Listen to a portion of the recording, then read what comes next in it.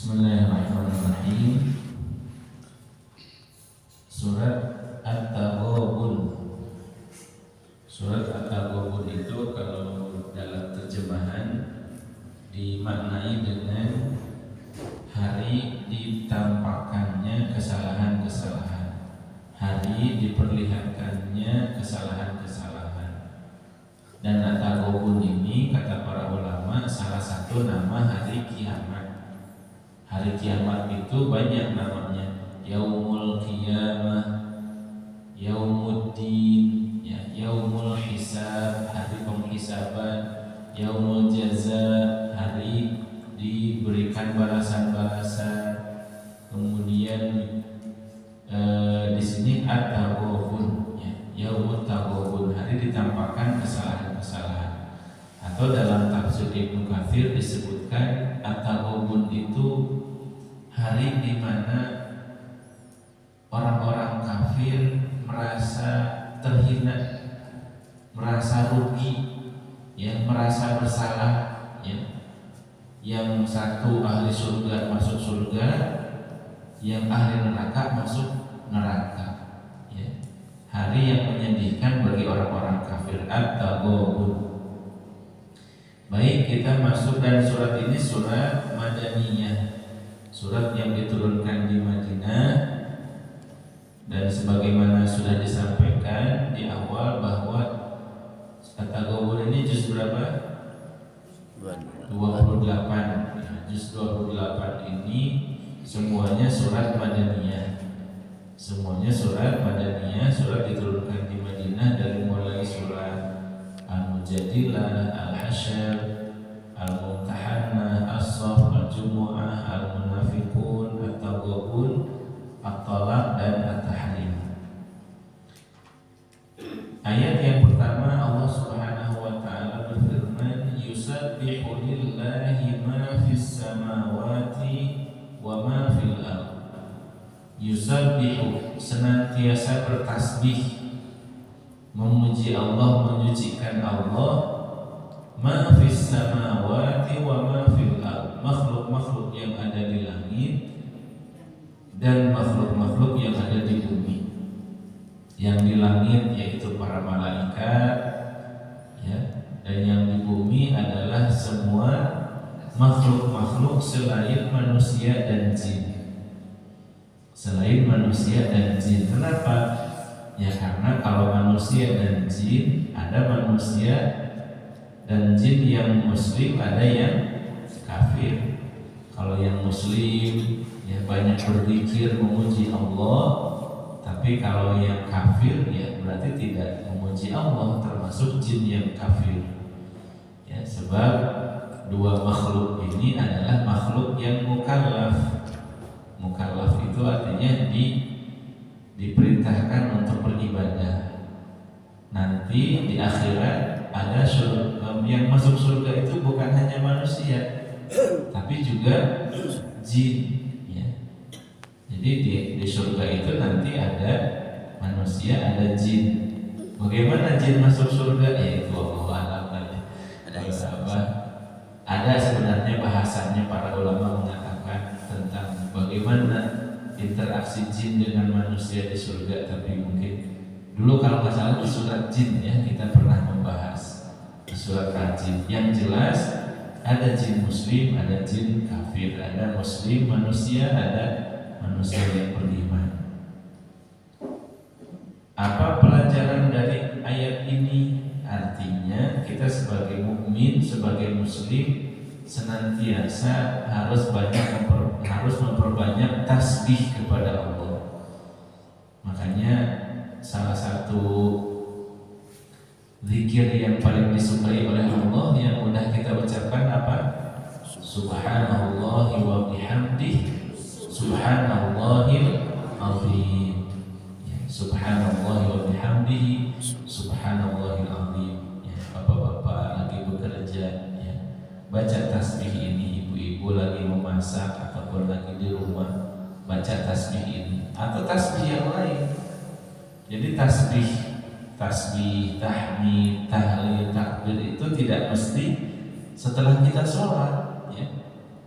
kita mau aktivitas apa. Karena tasbih ini ataupun zikir ini ibadah yang sangat fleksibel, kapan saja, di mana saja kita boleh, kecuali kita sedang di toilet misalnya ataupun saat-saat yang lain. Tapi kebanyakan waktu kita mudah untuk bertasbih.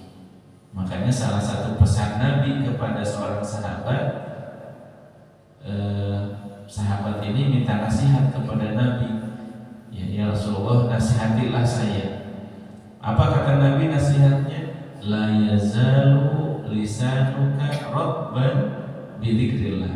Hendaklah lisanmu senantiasa basah dengan zikir kepada Allah, ya. Terus berzikir. Kemudian kata Allah, lahul mulku wa lahul hamdu. Bagi Allah lah kerajaan dan bagi Allah segala pujian. Wa huwa ala kulli syai'in qadir. Wa huwa ala kulli syai'in qadir. Allah itu maha kuasa atas segala sesuatu. Tidak ada yang mustahil bagi Allah, tidak ada yang terlalu besar bagi Allah. Semuanya bagi Allah itu mudah. Ya, innama amruhu idza arada syai'an ay yaqula lahu kun fayakun. Jadi Allah itu kalau mau menciptakan sesuatu, menghendaki sesuatu, mengucapkan apa? Kun. Ya, kun saja. Kaf nun. Kalau bahasa kita artinya jadilah gitu. Kayak tukang sihir ya, apa? Bim salah tukang sulap apa pembohong gitu ya. Dukun semua itu. Penyihir itu dukun semua. Tapi bagi Allah Subhanahu wa taala, kun, jadilah. Kun jadilah, fayakun, maka jadilah apa yang dikehendaki oleh Allah. Menciptakan alam semesta dan sebagainya. Kemudian ayat yang kedua kata Allah, huwallazi khalaqakum faminkum kafirun wa minkum mu'min. Dialah yang menciptakan kalian, faminkum kafirun wa minkum mu'min. Maka sebagian kalian manusia menjadi kafir, wa minkum mu'min, dan sebagian kalian menjadi mukmin, orang beriman. Jadi kalau sekarang atau bahkan sejak dahulu ya, sejak dahulu manusia itu terbagi kepada dua, ada yang mukmin, ada yang kafir.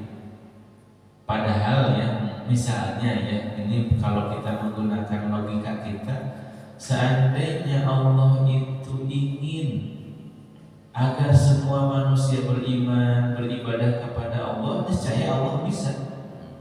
Seandainya Allah mau menjadikan semua manusia itu beriman, Allah pasti bisa.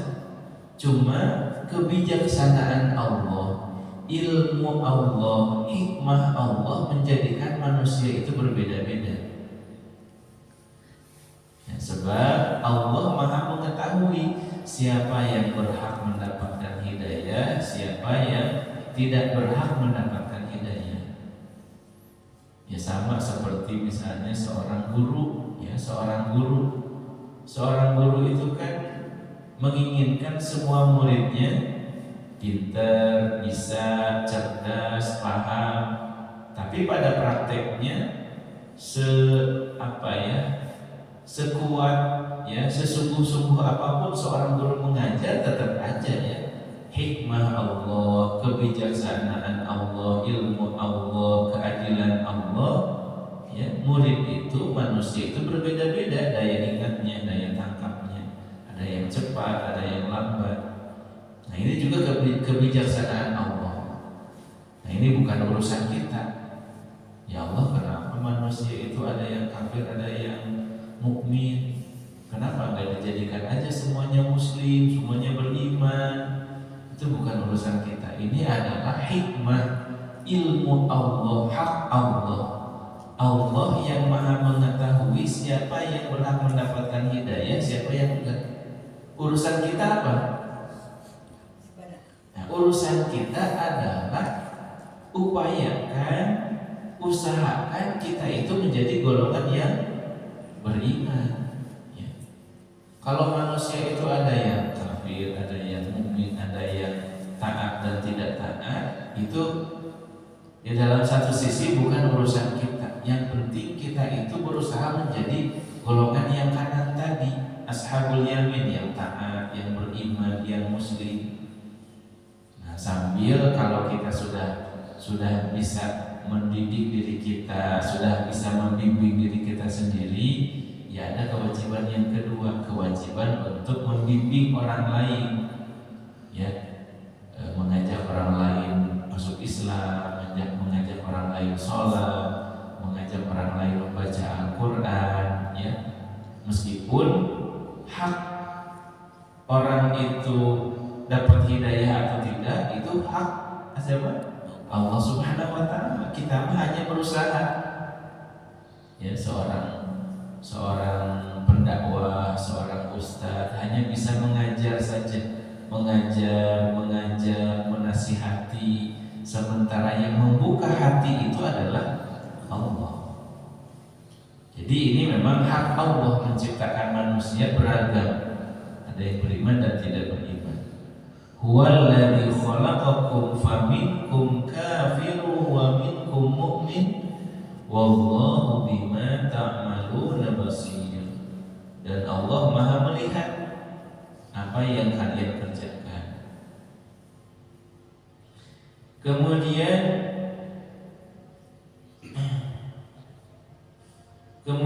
Allah Subhanahu wa taala ayat yang ketiga, khalaqas samawati wal arda bil haqqi. Allah Subhanahu wa taala telah menciptakan 7 lapis langit, wal arda, dan 7 lapis bumi, bil haqqi, dengan benar, dengan tujuan yang benar, dengan penciptaan yang benar, yang sempurna. Ya, dulu ketika kita membahas surat Al-Mulk, ya, bagaimana Allah menantang manusia, farji'il basara hal tara min futur. Ulangilah pandangan kamu kepada langit, pandangan kamu kepada makhluk-makhluk Allah. Coba cari apakah ada dalam ciptaan Allah itu yang cacat. Ya. Yanqalib ilaikal basaru khasi'an wa huwa hasir. Niscaya mata kita itu akan kembali, ya, tidak menemukan cacat.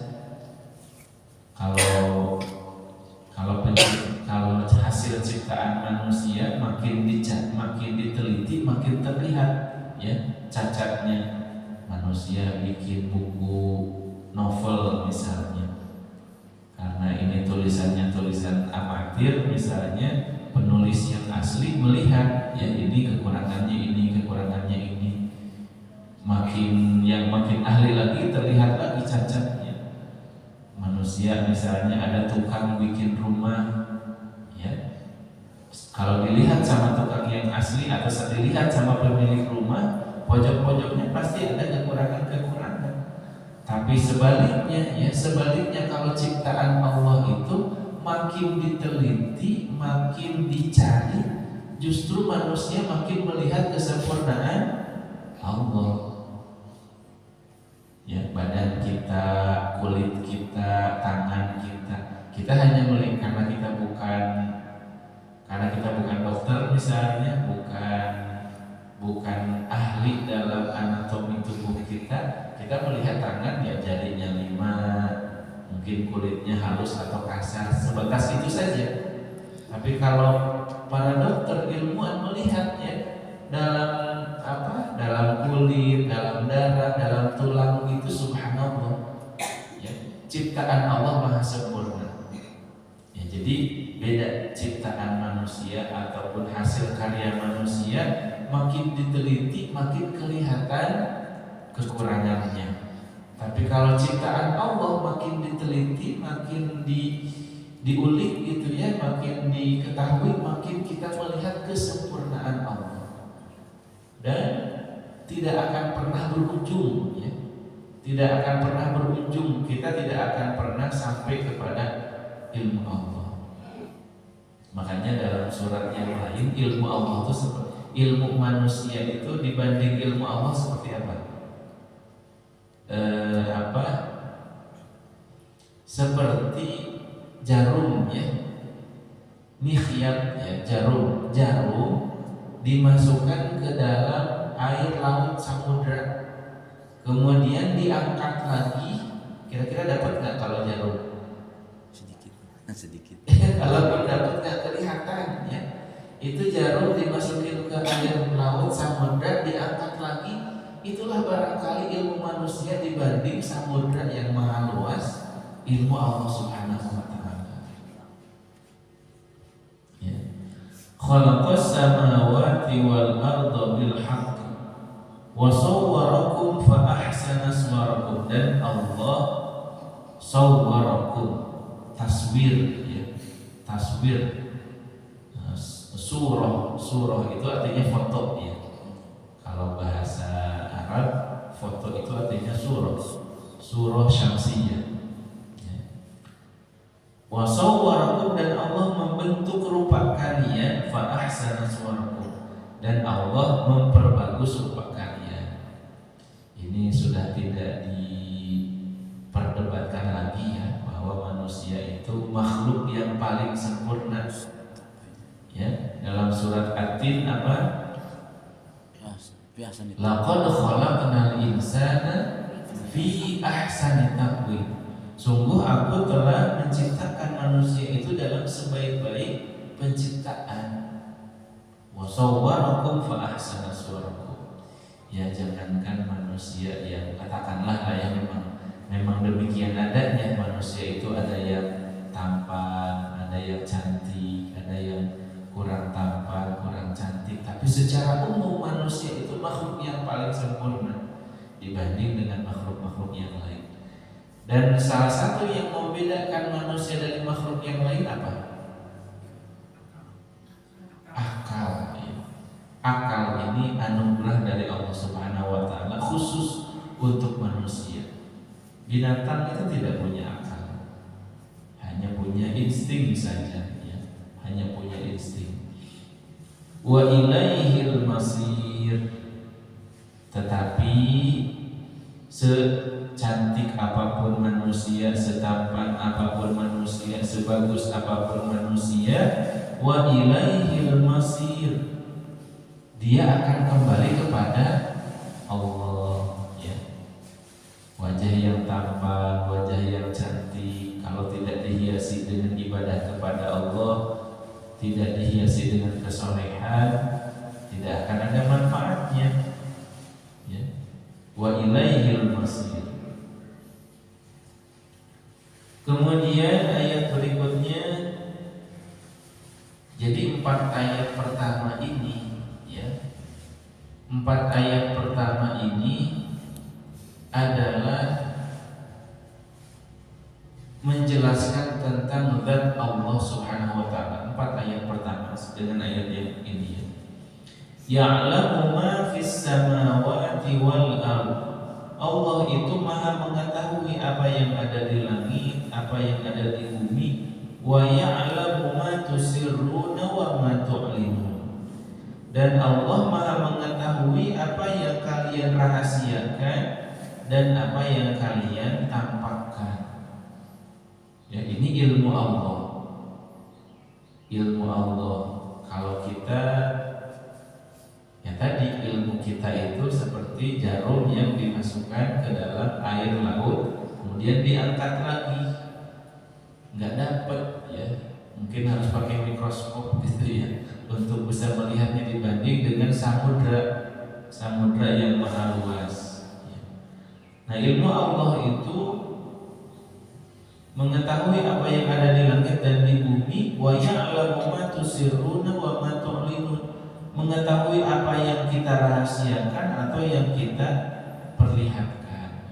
Jadi bagi Allah itu tidak ada perkara yang namanya rahasia. Kalau seseorang nyimpen rahasia di mana? Di hati ya. Kalau yang disimpan di brankas apa? Uang. Iya. Jadi kalau nyimpen rahasia itu dalam hati, ya, dalam hati. Dan salah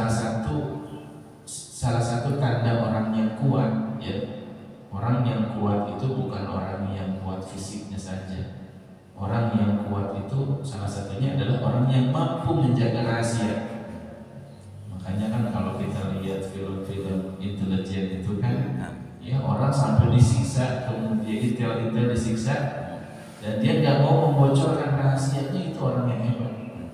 Ya. Orang yang tidak bisa menjaga rahasia itu orang yang lemah. Ya. Orang yang tidak bisa menjaga rahasia yang memang harus dirahasiakan, ya, itu orang yang lemah. Makanya Nabi pun punya asisten yang menjaga rahasia. Salah satunya adalah menyimpan nama-nama orang munafik. Siapa penjaga rahasia Nabi? Hudzaifah, ya, Hudzaifah ibnu Yaman. Ya, misalnya seorang pemimpin, ya, seorang presiden, pokoknya seorang tokoh itu biasanya punya tangan kanan yang dia mampu menjaga rahasia negara, rahasia perusahaan, dan sebagainya. Nah, bagi Allah Subhanahu wa Ta'ala tidak ada yang namanya tersembunyi. Semuanya kelihatan bagi Allah. Bahkan termasuk apa yang ada dalam hati kita, dalam dada kita. Wa huwa alimun bilatis sudur. Allah itu maha mengetahui apa yang ada dalam dada kita. Ya. Wallahu alimun bilatis sudur.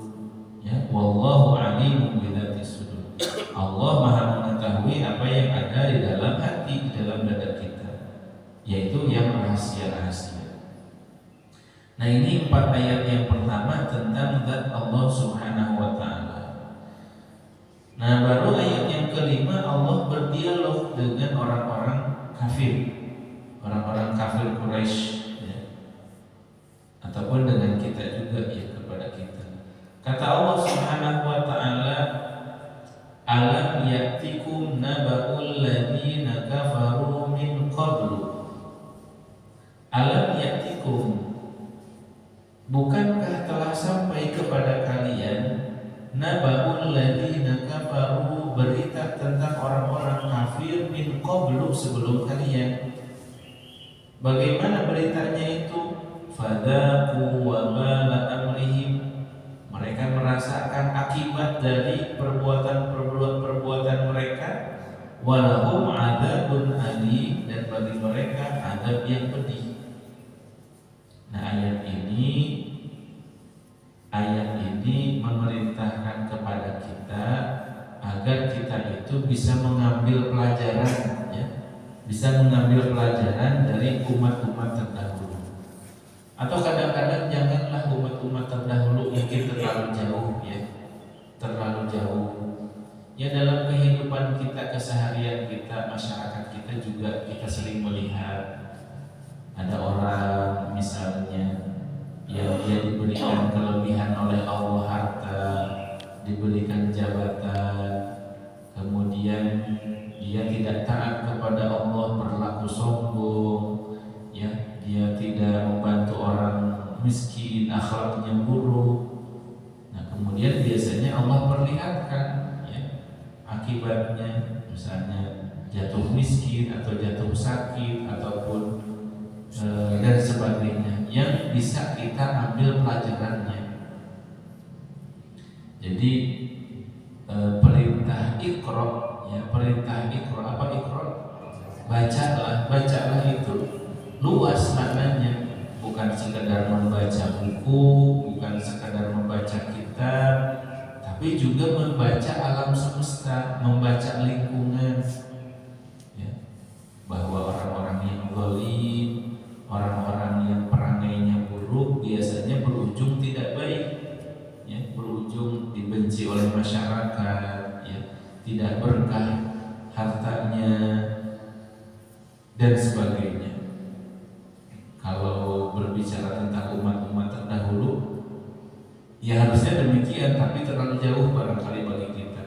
Kita mengambil pelajaran dari umat Nabi Nuh, umat Nabi Musa, umat Nabi Isa, ya, umat terdahulu, kaum Ad, kaum Tsamud, ya, dan sebagainya.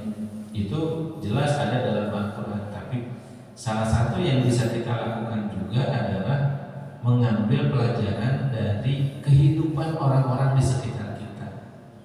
Kalau ada orang yang misalnya dia itu jujur ya, kemudian banyak sedekah ya, kemudian dia menuntut ilmu, dia taat beribadah, biasanya kita melihat juga yang kebaikan pada diri orang tersebut. Fadaqu wabala amrihim wa lahum adzabun alim.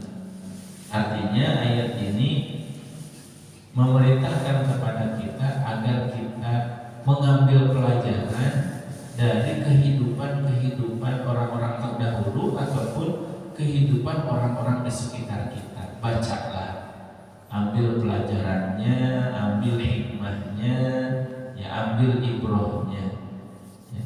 Apalagi misalnya kita kan bukan ya bapak-bapak, ibu-ibu, ya sudah minimal sudah kata bahasa sudah merasakan asam garam kehidupan ya, meskipun mungkin banyak yang masih muda-muda di sini. Kenapa mereka itu diadab dengan adab yang pedih? Kenapa mereka itu diadab dengan adab yang pedih tadi? Dzalika bi annahu kanat ta'tihim rusuluhum bil bayyinat. Karena telah datang kepada mereka itu rusuluhum bil bayyinat, rasul-rasul dengan bukti yang nyata, dengan keterangan-keterangan yang nyata. Faqalu abasyarun yahdunana, tapi mereka malah mengatakan abasyarun yahdunana, apakah yang memberikan hidayah kepada kami itu manusia juga ya. Jadi biasanya kalau kita lihat dalam ayat-ayat Al-Quran, orang-orang kafir itu selalu mengatakan bahwa menurut mereka gak pantas kalau yang jadi rasul itu manusia juga, yang makan, yang minum, yang menikah. Menurut mereka yang pantas menjadi rasul itu kalau dari kalangan siapa? Malaikat. Ya di sini kan kata mereka abasyarun yahdunana, apakah pantas manusia memberikan petunjuk kepada kami? Ya kadang-kadang kalimat seperti ini juga sekarang ada. Ya, si Ustadz ini mah nggak pantas kayaknya. Tahulah saya kehidupan sebelumnya, ya tahu masa kecilnya, nggak pantas dia mah, nggak pantas jadi ustadz, nggak pantas jadi penceramah. Padahal Allah itu menitipkan hidayah, menitipkan ilmu kepada siapa saja yang Allah kehendaki. Ya tidak mesti orang yang jadi ustadz itu harus orang yang kaya raya, yang yang hidupnya cukup. Kadang-kadang Allah itu menitipkan ilmu kepada mereka yang sebelumnya misalnya biasa-biasa saja, orang yang susah, tapi Allah angkat dengan ilmu. Kadang-kadang ada sentimen pribadi gitu ya, sentimen pribadi ya. Jadi orang-orang terdahulu itu diadab oleh Allah dengan adab yang pedih karena mereka menolak, tidak mau menerima ajakan para rasul. Fakafaru, mereka kafir, wa tawallau, mereka berpaling, wastaghnaullahu, dan Allah tidak butuh kepada mereka. Ya, wastaghnaullahu, dan Allah tidak butuh kepada mereka. Bapak Ibu yang dirahmati oleh Allah, kalau Allah memerintahkan kepada kita untuk sholat, untuk beribadah, untuk taat kepada Allah, itu karena Allah butuh atau bukan? Bukan ya. Bukan karena Allah butuh sholat kita, bukan karena Allah perlu ya penyembahan kita kepada Allah, bukan. Justru yang memerlukan ketaatan, kesolehan itu kita ya, bukan Allah. Makanya ada dalam hadis ya, ada dalam hadis Seandainya semua manusia beriman dan keimanannya itu keimanan yang hebat, semua manusia beriman, kata Allah apa? Niscaya tidak akan menambah kebesaran kerajaan Allah. Dan sebaliknya, seandainya semua manusia itu kafir, seandainya semua manusia itu ingkar kepada Allah, tidak mau menyembah Allah, la yanqusu dzalika min mulki syai'an, niscaya tidak akan mengurangi sedikit pun kerajaan Allah. Jadi yang butuh sholat, yang butuh ngaji, yang butuh sedekah, yang butuh amal soleh itu kita, bukan Allah. Jadi Allah memerintahkan kita beribadah itu karena sayang aja. Wahai manusia, sembahlah aku yang menciptakan kalian. Ya, beramal solehlah karena sayang. Kalau kamu nggak beramal soleh, nanti kamu akan masuk neraka. Tapi seandainya kamu beriman, beramal soleh, taat kepadaku, menyembah aku, kamu akan masuk surga. Semuanya untuk kalian juga.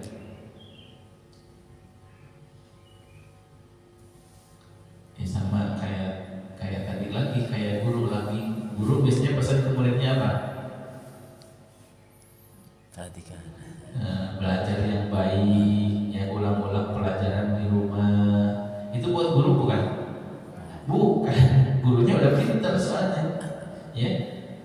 Muridnya mau pintar, muridnya mau tidak paham, gaji guru sama aja kan? Sama aja.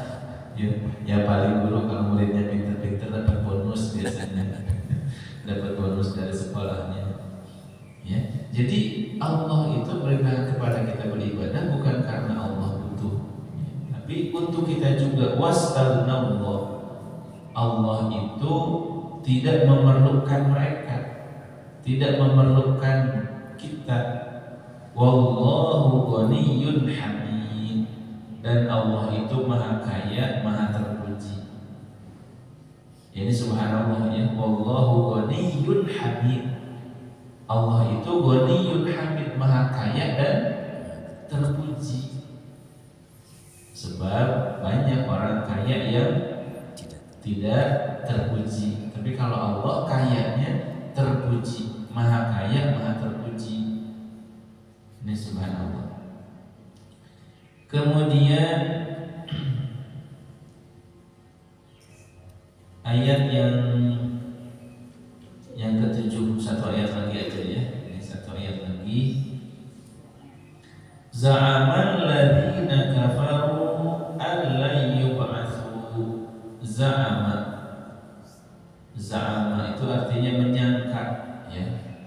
Menyangka. Alladzina kafaru, orang-orang kafir itu, allan yub'atsu, bahwa mereka tidak akan dibangkitkan.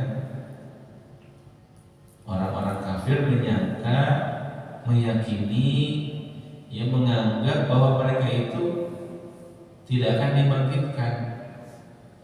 Dalam ayat yang lain misalnya mereka mengatakan hayatuna illa dahar, kehidupan kami itu hanya ya zaman aja, waktu aja, kalau sudah meninggal selesai. Itu kebanyakan orang kafir demikian. Apa kata Allah Subhanahu wa taala? Qul bala wa rabbi, katakan wahai Muhammad, bala wa rabbi, sekali-kali tidak demikian, demi Allah, la tub'atsunna, kalian akan dibangkitkan, la tub'atsunna, sungguh kalian itu akan dibangkitkan, summa la tunabba'unna, kemudian kalian akan diberitahu, bima amiltum, dengan apa yang kalian lakukan, wa dzalika 'ala Allahi yasir, dan itu semua mudah bagi Allah. Ya. Jadi orang-orang kafir tidak percaya kebangkitan. Kemudian kata Allah Subhanahu wa taala kepada Nabi Muhammad sallallahu alaihi wasallam, wahai Muhammad, qul, katakan, bala wa rabbi, ya, tidaklah demikian, demi Allah kalian akan dibangkitkan, kalian akan diberitahu nanti di hari kiamat atas apa yang kalian lakukan. Dan itu semua bagi Allah sangatlah mudah. Nah ini Bapak Ibu yang dirahmati oleh Allah Subhanahu Wa Taala, satu hal yang harus terus melekat ya dalam diri kita, bahwa apa yang kita lakukan itu semuanya akan diperlihatkan di yaumil akhir ya, akan diperlihatkan di yaumil akhir. Semua amal baik kita ya, semua amal soleh kita, termasuk juga amal buruk kita.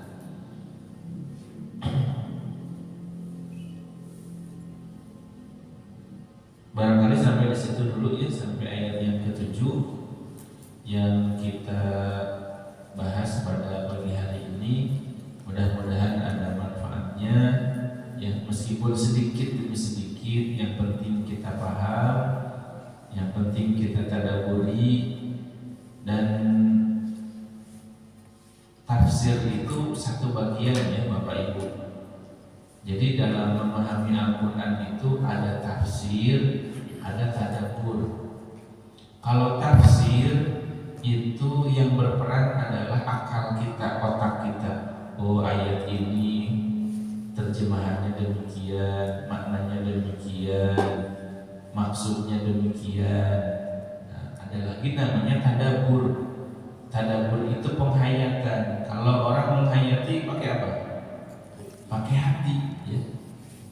Kalau tafsir itu mungkin orang kafir juga bisa ya, memahami Al-Quran, sebagaimana banyak orang-orang orientalis ya, orang-orang yang mempelajari Islam tapi bukan untuk beriman ya. Orang pelajari Islam tapi dia kafir, banyak seperti itu. Itu ilmunya hanya sampai di akal saja, di otak saja. Tapi setelah kita memahami tafsir, kita harus tadabbur. Tadabbur itu yang nanti kalau kita baca ayat tentang surga, kita jadi ingin masuk surga. Kalau kita baca ayat neraka, kita jadi nangis ya, meminta perlindungan kepada Allah dari api neraka. Makanya kalau ada orang baca Al-Quran nangis ya, atau misalnya kita baca Al-Quran menitikan air mata, itu bagian dari tadabbur ya, bagian dari tadabbur. Bukan sekedar paham, tapi orang itu betul-betul menghayati, mentadaburi ya, meresapi ya, ayat-ayat yang dibaca. Nah mudah-mudahan saya hanya menyampaikan tafsirnya saja ya, mungkin Bapak Ibu dibaca lagi sambil ditadaburi. Saya ini udah soleh apa belum? Ibadah saya ini udah baik apa belum? Saya ini udah jadi beriman apa belum? Itu ya, itu tadabbur kita. Mudah-mudahan ada manfaatnya. Assalamualaikum warahmatullahi wabarakatuh.